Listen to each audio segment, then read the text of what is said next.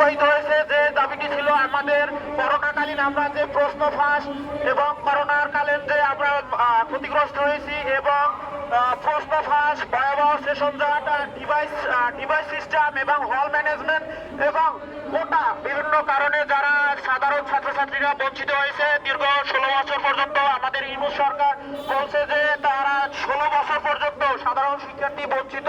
তারা আজকের সেই ধারাবাহিকতার লক্ষ্যে আমরা শান্তিপূর্ণভাবে অবস্থান কর্মসূচি আমাদের আজকের 22তম দিনে আমরা কোনো গাড়ি ভাঙচুর বা সহিংস আন্দোলন এর আগেও করিনি এবং এখনো করিনি। আমরা 22তম দিনে আমরা এখানে যারা ছিলাম মানবতার দিন যেমন কেউ খেয়ে না খেয়ে রোদে বৃষ্টিতে আমাদের জানেন যে আপনারা 10 জন অলরেডি আমাদের 10 জন আপু এবং বোন তারা ডেঙ্গু পজিটিভ এবং তারা এখানে মানবতার দিন যাপন করছে। তারা হয়তো অনেকেই অসুস্থ হয় মেডিকেলে বাসায় এবং অনেকেই তাদের জীবন মরণ সন্ধিক্ষণে আমাদের যে দাবিটি ছিল যে প্রাণের দাবি, একটি বছর পরেও আমাদের এখানে আমরা 22তম দিনে অবস্থান করছি। সচিবালয় আমাদের থেকে এখান থেকে বেশি দূর না, আমাদের এই সামনে সচিবালয়, আমরা পিছনে আসি সচিবালয় থেকে মাত্র 5 মিনিট, কিন্তু সচিবালয় থেকে এখন পর্যন্ত আমাদের কোনো ঊর্ধ্বতন নীতি নির্ধারক আমাদের কাছে এখন পর্যন্ত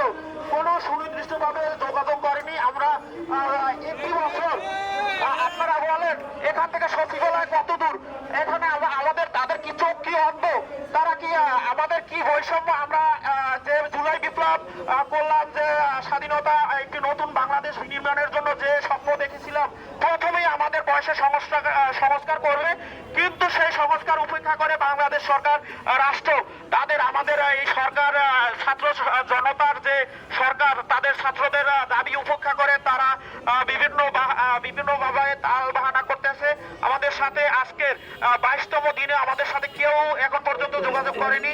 আমরা এটা খুবই আমরা ভাবে ক্ষোভ প্রকাশ করছি, কারণ আপনারা জানেন যে সচিবালয় থেকে এখানে 5 মিনিটের দূরত্ব, কিন্তু আমরা রেজওয়ানা ম্যাডামের কাছে বারবার আমরা সচিবালয়ের সামনে গেটের সামনে গিয়ে কুকুরের মতন আমরা যে রকমের কুকুরের মতন আমরা দাঁড়িয়েছিলাম সেই রকম দাঁড়িয়েছিলাম, কিন্তু আমাদের সাথে দেখা করেনি। আমরা এর জন্য ক্ষোভ প্রকাশ করতেছি এবং আপনারা দ্রুত, আমি এই দাবিটি আমি চাই যে দ্রুত প্রজ্ঞাপন দিয়ে ছাত্র সমাজকে আন্তর্জাতিক মানদণ্ড অনুযায়ী একটি বয়সের সংস্কার করে আপনারা দ্রুত প্রজ্ঞাপন দিয়ে ছাত্র সমাজকে পড়ার টেবিলে ফিরিয়ে নেবেন। ধন্যবাদ।